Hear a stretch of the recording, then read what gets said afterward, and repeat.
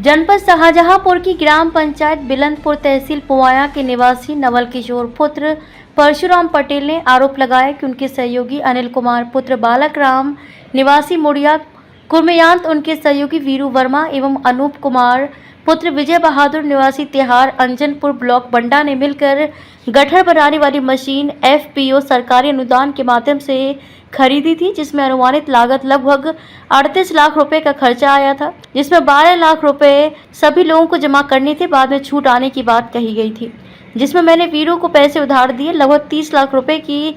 जब छूट आ गई तब वीरू और अनूप कुमार ने हमारे असल जमा कर 4,13,000 रुपए नहीं दिए। उस पैसे का एक चेक मेरे को दिया जो बैंक ऑफ बड़ौदा का है। उस खाते में पैसा नहीं है। बैंक में चेक लगाने पर चेक बाउंस हो गया। पता इस कर के माध्यम से मैं उन बेईमान लोगों को अवगत कराना चाहता हूं कि तत्काल मेरा पैसा दिया जाए, नहीं तो मैं उन लोगों के ऊपर मानहानि का दावा कर दूंगा। और जो सहयोग से मशीनरी खरीदी गई थी वह मशीनरी भी इन्हीं लोगों के पास है, वह भी नहीं दे रहे हैं।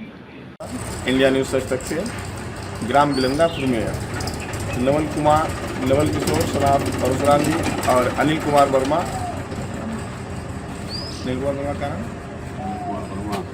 अनिल कुमार वर्मा और इनके पार्टनर वीरू सनाफ विजय बहादुर ने एक साथ में मिलकर के कुछ सामान खरीदा था और उसमें वीरू ने इन लोगों के साथ में बेईमानी की है। अब इस बात को विजय वर्मा उनके नवल किशोर के ही मुँह सुनते हैं। वीरू वर्मा ये कहाँ के रहने वाले हैं? ये तिहार अंजनपुर।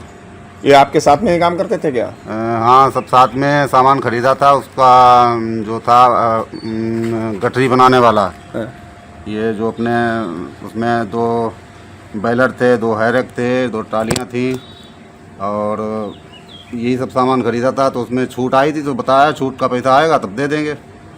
तो इसके पास पैसा था नहीं तो हमने 4,13,000 रुपये इसको दे दिया। अब क्या कह रहा है पैसा देने के लिए?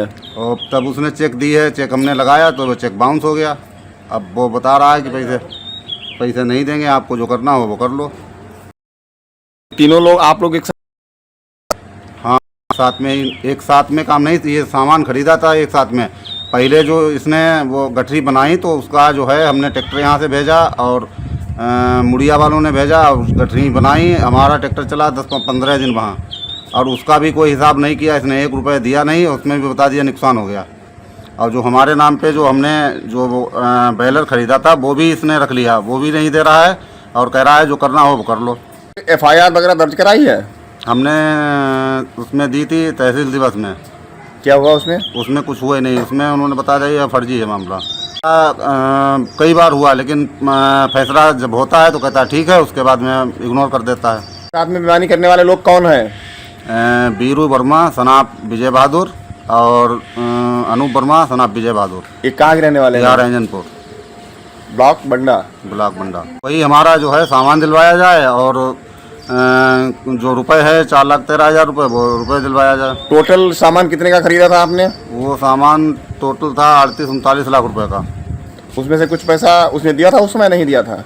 हाँ, उस समय जो छूट के रुपए आए थे तो वो छूट वाला रुपए जो था वो दे दिया था। वो छूट वाला भी DD साहब ने बहुत कहा, जब दोबारा इसने जो था सारी छूट अपने अकाउंट पे ही मंगा ली थी हम तीनों लोगों की।